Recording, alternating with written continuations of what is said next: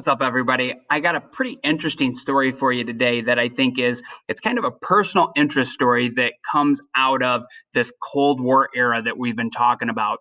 Everybody kind of knows a little something about North Korea. It's kind of a backwards country today, a very oppressive regime. Well, of course, that all started kind of in the wake of World War II and with the Korean War, this time period that we're covering right now. Now, most people in America would think, man, God, I'm so happy I don't live in North Korea or some really oppressive communist type regime. And really, there aren't very many old school communist style regimes that are out there in the world today.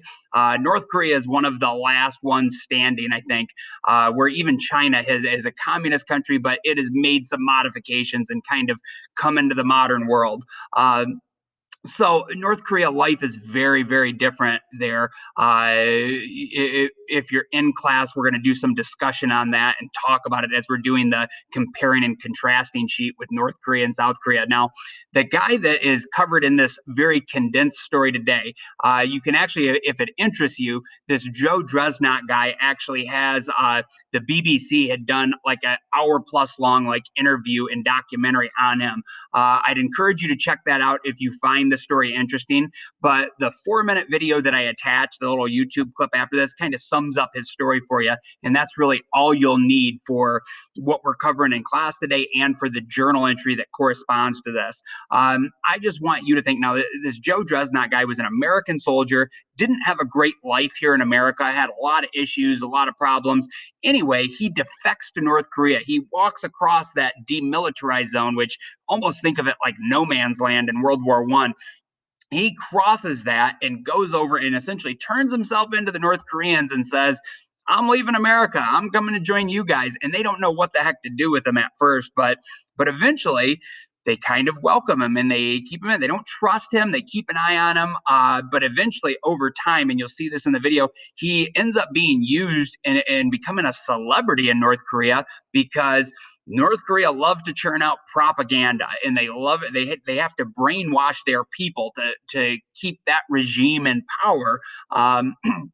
And of course, one of their favorite topics is to pick on the Americans and to talk about how America is a backwards, horrible country, and that we're actually the oppressive regime. So the problem for the North Koreans, the North Koreans that they've run into over time is the people that live in North Korea are all Korean people. It's not a diverse country. It's nothing like the United States. Their borders are kind of closed off. So virtually everybody that lives in North Korea is a Korean person. Even South Korea, it's a little bit more diverse there as it's a free country with open trade. But it's not a diverse country like the United States, where they've had waves and waves of immigrants moving in over hundreds of years. So to have a villain in their movies, that's kind of a problem for the North Koreans because they don't have a lot of white European looking people there, which that's kind of what they think of as what the average American looks like. So anyway, this guy, Joe Dresnok, ends up becoming a celebrity there because he kind of becomes like their John Wayne or something like that, where he plays the role of the bad guy in all their movies and he gets like a celebrity status and was really well known. Everybody in the country knew who he was because he was always the evil, bad American guy in all these horrible propaganda movies that they're forced to watch.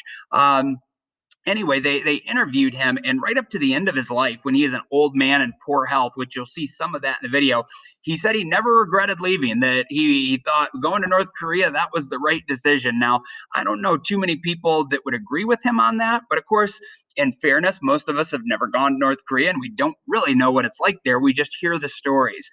So anyway, I want you to check his story out. And if you want a little bit more in-depth information, I also attached an article that kind of summarizes like the full interview that he had done, that had appeared on 60 Minutes several years ago.